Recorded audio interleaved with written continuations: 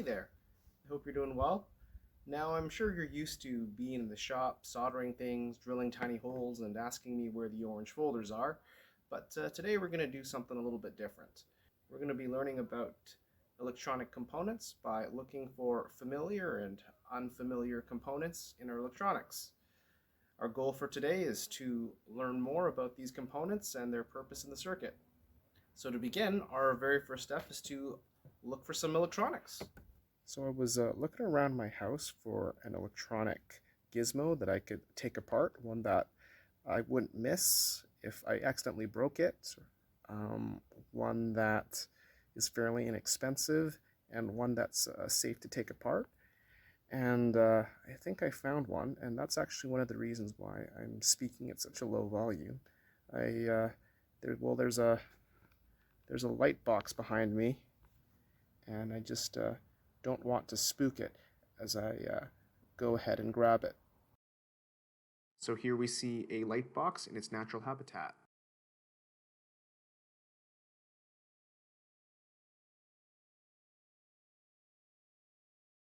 Well, that seems to be incredibly good luck for us, and so what I'm going to do is I'm going to go approach that electronic gizmo really carefully to see if it's stunned.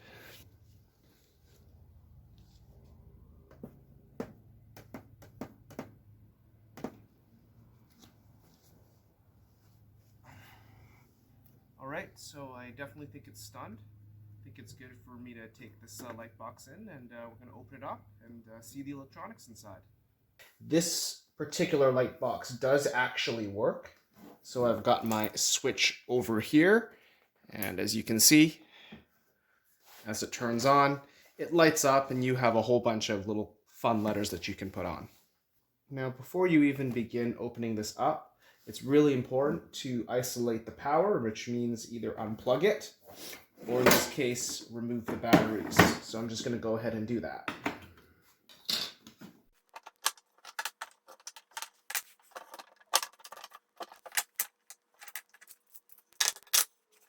Double check to make sure it doesn't actually turn on.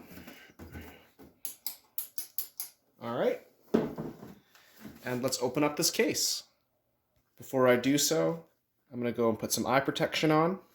I'm looking around, and unfortunately, I was hoping to see some mounting screws, but there aren't any.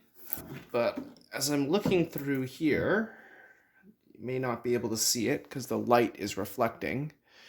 There seems to be some clips that are here, so I think that this is actually just a clip that I can pry open. And I'm going to see if I can get underneath this.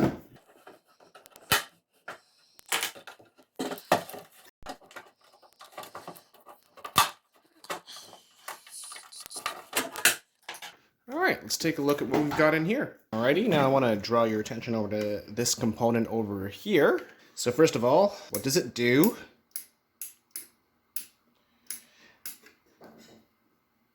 And what is it called? Now, another thing that I'm wondering about our Lightbox circuit is how much voltage does the circuit need to actually work?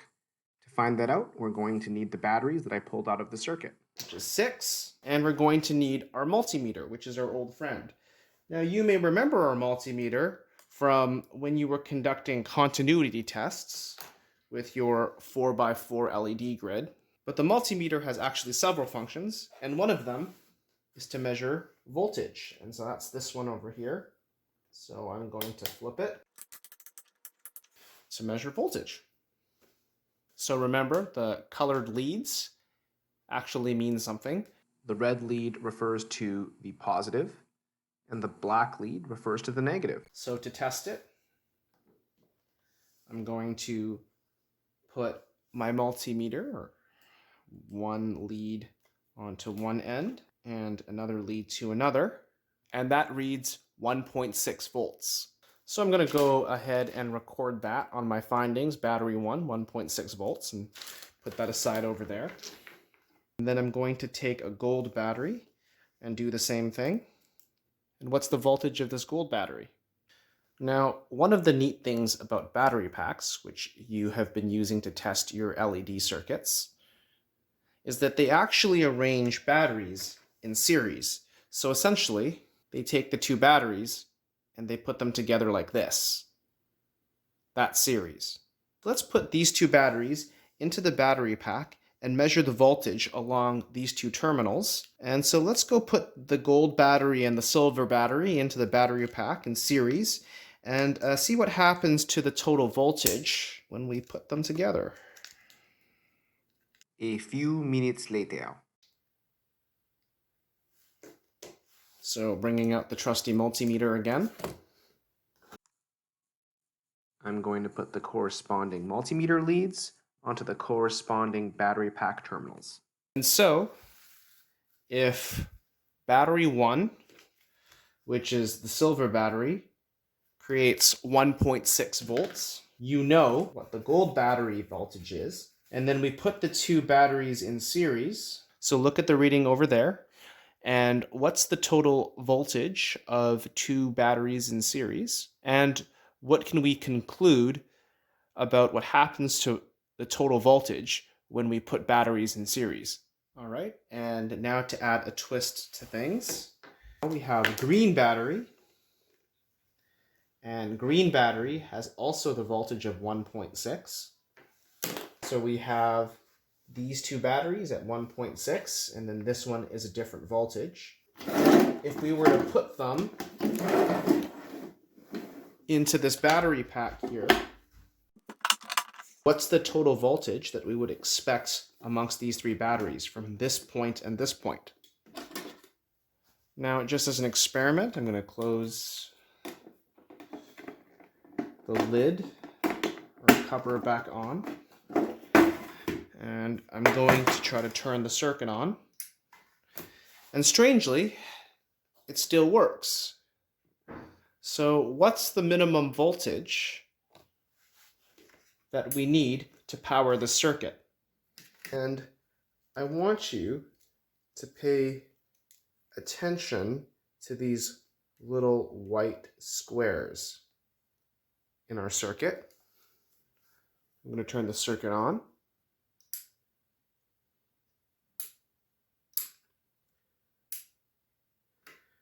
Now looking at them, these little white squares might remind you of the lights that we've been soldering and working together with our light cube. And that's because they actually are the same component. They just look different. So while these components, the ones that you're familiar with and the ones that you've been soldering in your light cube, these are called through-hole components, because here's your printed circuit board. They fit through the holes. These white squares are the same components, but they're called surface mount components. Now you may remember from making your light cube, or as you were assembling your grid or testing each individual light in your grid, these components have a polarity, meaning that they have to be plugged in a particular way. If they're plugged in backwards, they won't turn on. As a refresher, I'm just going to show you.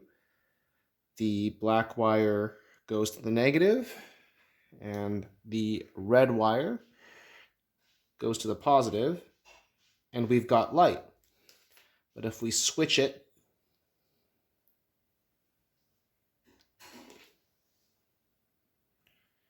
it doesn't turn on. And so my next question is, what are some ways in which you can tell which end is the positive end and which one is the negative end? Now, applying what we know about lights and how there is a positive and a negative, and if they're plugged in backwards, they won't turn on. Let's see if we can figure out which one is the positive and which one is the negative on the surface mount version of the light component.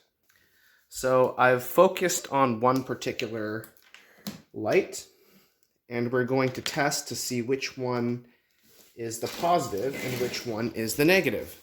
To conduct my test, I've got a battery pack over here, and the red wire, which is my positive, and my black wire, which is my negative.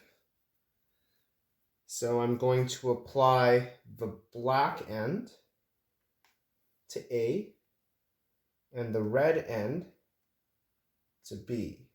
Let's see if this turns on. Nope, nothing. Now I'm going to try to reverse it.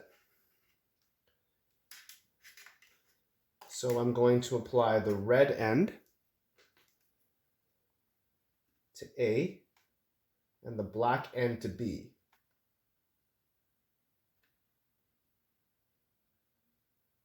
All right. So what does that tell us? I can put the red, if I put the red end to A, the circuit lights up. But if I put the black end to A, the circuit doesn't light up. Going back to the Lightbox circuit, and I can tell you right now that these components are the surface mount versions of these. So my question to you is, what are these components called? And what do you think their function in the circuit is? I just want to give you a little bit of a hint. Now, when we were testing our little lights, there's a really critical component. And it's this little guy here. Let's see what happens when we create a circuit without this guy. All right, so here's the same circuit, but this time I've removed this guy from our circuit, and I'm going to apply power, and let's see what happens. Remember, it's supposed to be blue. Now at this point, the battery is still plugged in, but as you can see, our light's a lot less impressive. So what are these components called, and what do they do in the circuit? Now we've talked a lot about the various components. We've talked about this puppy here. We've talked about this puppy here, the individual white squares, these tiny black squares. But I feel like I haven't mentioned the whole underdog, the component that makes this entire circuit light up. And those are the conductors. Conductors essentially are the components that allow electricity to flow from one point of the circuit to the other. Now, there are actually two conductors on the circuit. Can you identify them? I'll give you a hint. The floppy red, the floppy black, the floppy white, and the floppy blue. Those are all one type of conductor. What are they called? And can you spot for bonus points the second conductor in the circuit? All right, and now that we're done exploring this Lightbox gizmo thing, it's time to repair it.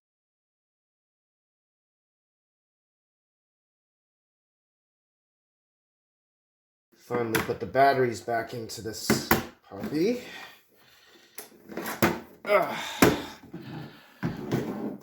All right, good as new. Time to return this to its natural habitat. Thank you for exploring the Lightbox circuit with me. Take care, and until next time.